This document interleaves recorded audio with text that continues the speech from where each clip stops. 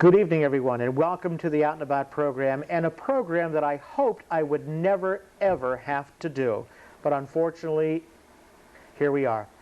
I'm Sam Gordon, and I welcome as my very, very special guest, not only the executive director of Venango Video, but a very good friend of mine as well, Mr. Pete Johnson. Pete, it is so nice to have you on the program. I think, we've done 2 or 3 shows maybe together? Probably over the last 18 years I've been on camera about that many times. So. Oh goodness, it is unbelievable that we are parting ways. Wednesday, October 10th, we all opened the derrick, and there it was, the big story on the front page. Pete Johnson, after 22 years, leaving Venango Video. I guess the big question is, Pete, where are you going? Well, I'm going to be headed up to New Hampshire. I originally came from there back in 1978 when I was just in high school. Moved here in 10th grade and been here ever since. But I still have family that's up in the New England area, southern New Hampshire. And late in the summer, my brother called and said, would you be interested in maybe coming back up this direction and working with me? So I said, let me think about it. Gave it a little bit of thought for about 6 weeks or so, and finally said, I think that I'd like to try something different. So I made the decision to resign my position here and head back north. I imagine, even though you had the opportunity to go back home, work with your brother, it had to be kind of tough. Oh, definitely. I've been here obviously a very long time. I've put my heart and soul into this, organization for that period of time, so it's difficult to leave Venango Video. But I've also, I have a lot of friends in the area. I've been involved with a lot of other organizations, including the Astronomy Club. So that leaving those ties and those people are going to be very difficult. Probably more difficult than just leaving the job. I've had enough of the job over the years. It gets a little bit repetitive at times, so in that respect I'm looking for something new, but it's going to be very difficult to leave the people around here and leave the area. Hey, so many times, you and I, we've been on hundreds of shoots together, hundreds of programs we've done together, and tonight as a special, I decided to bring a couple of clips that personally were my favorite. Now, the one guest that I remember the most, but I will not put his name on the air right now. Okay. He was here very adamant about his cause, and he was pounding the table over here. I could hear you guys cracking up in the control room. I'm biting a pencil on set to keep from laughing. And somehow we got through that segment, though. We've had a lot of different segments over the years. It's amazing how many times, most of the shows go by without a hitch. I remember 10 years ago probably we talked about saving a few of those bloopers and outtakes. Oh, and we've had many. I think we did, saved a few of those, and really there aren't that many. So we never did put together a little program or special on that. But there have been definitely some interesting programs that we've been involved in together over the years here for Out and About. Oh, indeed. We've been out in the field, so to speak, on the hottest days of the summer, whether it's for oil heritage or something going on in Franklin. And I can remember the time, maybe 5 years ago, it was one of the Franklin on Ice. It might have been the first one. Must have been 20 below zero. Exactly. And you're dragging me around to get more shots. Well, you were only out in a sweater. You don't wear a jacket in the wintertime. That's Sam. right, I don't. So. I was like, I can't do this. That might have been your first day that you actually could have worn a winter coat and used it. I think so. I think so. In the very, very nice article that Judy Edsel did about you, you alluded to the fact that on the program we've had some strange encounters, if you will, with other beings. Well, given your propensity to deal with things dealing with outer space, I think you've come up with a few guests that you may consider out there as well. And we've got a clip of one of the programs that we had so much fun with, because we actually, and people believe this, we actually told them that we had launched a Venango Video satellite, and we were in communications with the people who were waiting for the arrival. So we'll take a short look at this, and I'll be right back with Pete Johnson.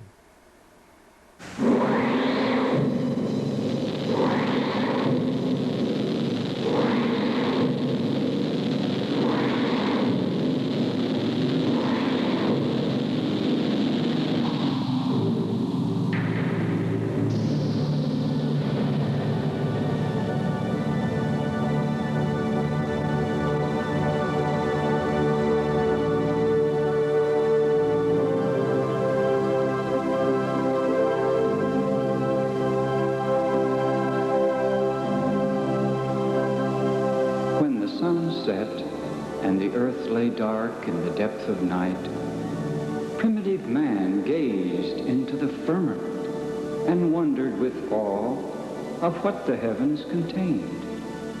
Countless points of light dazzled his mind with godly grace. And yet, what life kindles these illumined torches? Fires kept burning by an all-powerful deity, he thought. Then, as the earth revolves about the sun, she became host to a visitor's ship, a traveling star, voyaging from a planet called Lemuria. 11 astronauts came as cosmic messengers, headed by the one Uriel, to enlighten the Earthman of his destiny and awaken within him the wonders of the universe.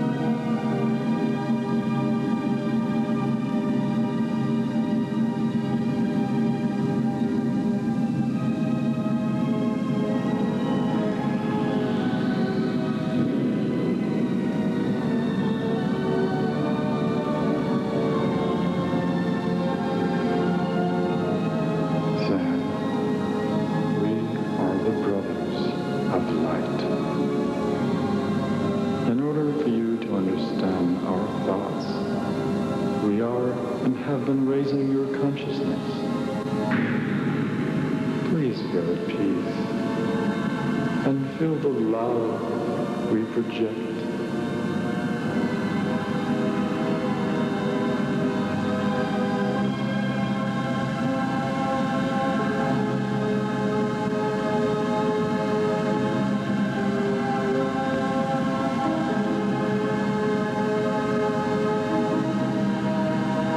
I feel this goodness, yet I fear for my life. Has this burning sun come to destroy me? Or have they come to... Yes, to you and your people, we bring a new and wondrous future. Okay, there you go. The arrival. Did she ever come back? I don't think that she did. That was the Unarians, Yes. right? Yes. I can't remember. Ariel, wasn't her name? Yes, Ariel. Yes. Ariel. And hopefully she never did come back. I don't think anybody wants to see her again. These people believed it too. It was so amazing when they did that. As I mentioned, I have so many very fond memories of all the programs we've done together and so many places we've been, but the one that stands out in my mind, and I can't believe we pulled it all off, is you and I both were in Florida together. And we were down there for a launch. It was Sergei Krikalev, the first time a Russian cosmonaut was going to be launched on the space shuttle. And it was so funny because you and I and a few of our friends down there, we went into some areas where we weren't supposed to be doing some videoing. And they left us alone. And the next day when we were in the press center, a gentleman who's become a good friend of mine, George Dillard, came up to me and says, "Aren't you one of the Russians?" And I said, "No. We saw you guys in the wrong area. We were going to stop you, but we thought you were Russians." But we weren't. We were, because the Russian press was all down there and everything. What was that, Boris? Yeah. Boris, I think, yeah. I think we called you Boris. Oh, yeah. You know. Oh, but I do remember one specific thing about that, and that was the very first time that I ever found Sam Gordon speechless. Do you recall that? Yes. Oh, my goodness. We were down there, and we were at a news conference, and Dan Golden, the head of NASA, was down there. Exactly. Yeah. So we're all getting ready to ask him questions, and Pete taps me on the shoulder, and he says, "Ask him what NASA stands for." I cracked up. No, that wasn't it. I said, "Go down and interview Dan Golden," and you went down and you said, "Mr. Golden," and you couldn't think of a question to ask him. Yeah, well, that happened too. That happened too, yes. Oh, on that same trip, and I can't believe I had the video camera running because you and I were down there. I didn't realize you were already in Cocoa Beach, Florida. And I'm doing a tour for my own personal record of the beach house that we were staying at. And suddenly the phone rings. So my daughter follows me with the camera, and it's you on the telephone. So I actually have this. So we'll take a look at this, and we'll also take a look at Pete and I at a space shuttle launch. Oh my gosh! Those are all full blankets. Oh, they can really have a gang in here, you know. Telephone, telephone. 2 bathrooms. 1, 2.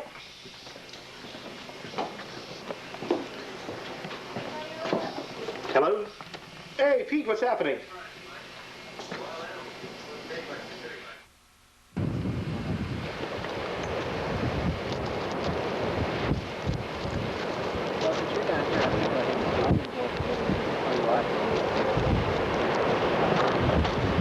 I'm going to move on.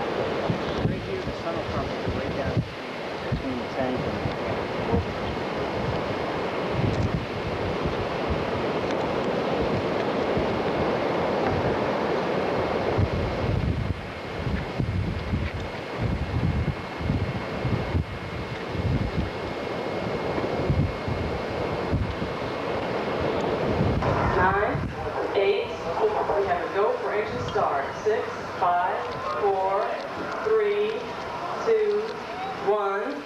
Booster ignition and liftoff of Discovery on a bold new era of spaceflight between the United States and Russia.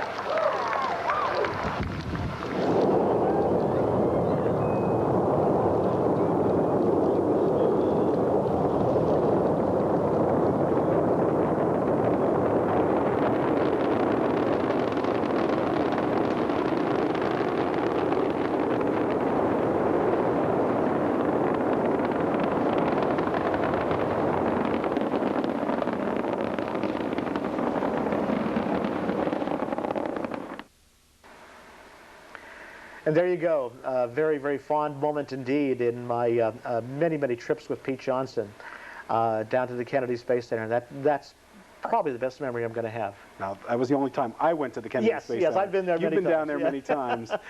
One of the other things that was interesting about that trip, we took the old Venango Video Bronco and drove that all the way down there. And I remember that when we were in the midst of that, the window broke in the back end of the truck. And it fell down, and we had to get in there to some Ford dealer, and we ended up putting it back up with tie wraps. Oh my gosh. And we couldn't get the window down for the entire length of the trip, so we had to lug all the equipment out over the front seats and out the main doors. One of the many, many behind-the-scenes escapades here at Venango Video. Well, Pete, I'm going to say that it's been a tremendous pleasure working with you over the years. And even though we're parting ways and you're going to a brand new adventure, we will never part as being friends. We will always be friends, I think no matter where you go. Right. It's been a lot of fun over the last probably 23 years that I've known you since working at the radio station days, and it's been a long time. Yeah. So it's been a good run here, and I'm happy that I've been in Oil City, but I'm looking forward to something new as well. But I'll keep in touch with everybody back here and let you know how I'm doing. Great. Well, job well done, to say the least. Pete Johnson, thank you very, very much. Thanks for having me as a guest, Sam. So we say goodbye to our executive director, welcoming a new one at the same time. My co-host, Mr. Paul Frederick, will take over the program from this point, and I'll see you again very, very soon. We'll be right back right after we pause for this important message. How long did the seizure last? Every year, thousands of children are seen in emergency rooms like this one, having been unintentionally injured by the ones who love them the most. As an ER physician, I have seen many infants who've been injured by the simple act of shaking, which can cause serious brain damage, seizures, and even death. Next time you feel frustrated, take a breath, take a break, but never shake a baby. All right. All right. Well, welcome back to the Out and About show. My name is Paul Frederick. As Sam had said, he had to run off and go to a meeting, so I'm taking over for him for the second half of our show tonight. With me tonight is the Reverend Jeff Francis from Oil City. Is that right? Yes, sir. Okay. What brings you to our show here tonight? Well, I live on a dead-end street, and we have a problem with speeding. What street? I live on Emerald Street. Emerald Street. And we have a problem with speeding. There's no postage signs or anything about children playing, and I'm sure that's in a few other places in Oil City. So I'm trying to bring it more to the attention of all the constituents and more of the people that live in the area. Okay. I'm a little nervous, so you have to excuse me. Well, that's quite all right. That's quite all right. I think if we make the people more aware that people are speeding, they can say, well, my son drives, I need to talk to him, he needs to stop speeding. Maybe we can get it reduced down to a much less number of speeding. Is this a serious problem, do you think? Or? Yes, in my block, it's a very serious problem. We have about 20 to 30 kids that play in that area. Okay. We have the Assumption Church right there at the corner that has all sorts of functions at times and whatnot, and it's a constant thing where cars are running up and down the block and they're doing a high speed. Okay. So I think if it's like that in my neighborhood, there must be other neighborhoods that are like that. So I'm sure you're right there. So I think it is a big deal because as of this year, 7 children have died because of being hit by a car, and 63 have been injured, to some with broken bones and all the way up to being in a coma. You mean nationwide, or? No, I mean here in Oil City.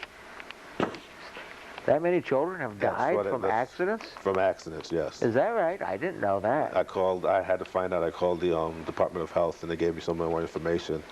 Is that broke right? It down for me, yes. So I think it's a big deal. Yes, it is. You know? Yes, it is. Even the loss of one child, that's one child too many. Yes, you don't know what that child could have done, who he could have been. That's quite true. You know. Now, you're hoping that the city will erect signs? Is that basically what you're after? Yes. I went to the city council meeting last night and spoke with the mayor and everyone else, and they're trying their best to get street signs in, but there's a thing about the state and city streets, and they just have to work everything out. And they're doing the best that they can to get them up. Okay. And they know that there's a problem, and they're trying their best to do so. They're also short-staffed, so that kind of makes it even harder, you know, but I'm pretty confident after the meeting that I had with them last night. Okay. That hopefully there'll be some changes coming up soon. Okay. You know? Now, what? Obviously, you're here on the Out and About show tonight to speak to the people of the community. Yes. What do you think the people of the community should do regarding this problem? I believe that they need to discuss with other friends, other family members, the children, about speeding and not going past the speed limit. They should also tell the younger ones that cars do speed and people will still continue to speed, but they need to be wary also. I mean, they should tell your neighbors, talk to your friends, and get the word out, let everybody know that there's a problem with speeding, and we as a community have to do something about it. You know, we can't always rely on the police to solve our problems. You know, we're the ones who's creating the speed thing, and they're doing their best to crack down on it, but, I mean, between the ages of 5 and 24 are the most people who speed. Well, excuse me, between 18 and 24. Okay. Those people do the most speeding. Those children do the most speeding. Okay. You know, okay. That's a very dangerous thing to have going on.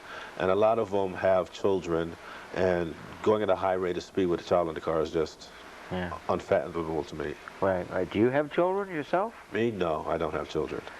But I've been dedicating my life to children since I was about 14. I've worked at Jewish child care centers. I've worked in RCCs. Worked with adjudicated delinquents. Okay. I was at Vision Quest for a while, so I have a deep-seated care for children. You've had an interest in children for many years. For many years, yes. And I just cannot sit by any longer and watch what's going on here. Okay. Now, is there any sort of a fund drive or anything like that that you would like to see happen? Well, yes. You see, because it costs money for them to put up the signs, and all city is also having a problem getting money together to put the signs up and doing what they're doing. They were just fixing the streets, and they're doing all their financial fiscal year is coming to an end. So I think that it would be greatly appreciated if anybody who is interested and would like to help put up one of these signs in the neighborhoods that need them, if they would send a donation of how much ever they can to the mayor's office. Yeah, I was just going to ask that. If people would like to donate, who should they contact? Where should they send their letters? They should send the letters to the mayor's office, which is 21 Seneca Street in Oil City. But please do not call him. He's a very busy man. He's got a lot to do. And yesterday, I put an ad in the paper, and a lot of people called him yesterday. He got absolutely no work done. And if we want this thing to happen, we have to allow them to do their work. Quite true. So that we shouldn't just call. We should, I mean, corresponding by paper and mail is fine. Yeah. You know, you can just send your donations right to the mayor's office. Okay, okay. Anything else you would like to add regarding this subject? I just think it's it's monumental. You know, it's a hard undertaking, but we have to stick with it, and it's all because of the children, because they're the ones who's going to inherit the earth when we leave. Quite true. And we have to make them the best people that they are, you know, and we don't need to start sniping them out and wiping them out with cars and with guns. It's bad enough they can't go to school and feel safe. Now they can't be safe at their own home, you know, and I think that's just... I couldn't agree more. You know, it's like terrorism, actually, you know. They have to live in fear. In some ways, that's true. And that's what we need to alleviate that. Well, okay. I thank you very much for coming down tonight and informing me of this problem. I did not know how serious the problem really is here in Oil City. So I thank you very much for coming on to our show. Thank you for having me. Good luck in your endeavors. Well, thank you. Okay. And I will do my best to keep the message going. I thank you very much for that. And the children, I think, will thank you also. Thank you. Okay. So there it is, the Reverend Jeff Francis speaking on child safety here in Oil City. Well, that about takes care of this segment of the Out and About show. I think we're pretty close to being out of time for this week. So please tune in next week. Sam and I, or Sam by himself, or perhaps me by myself, will be on the air bringing you more interesting things about our little communities here in Venango County. Thanks for watching, and good night.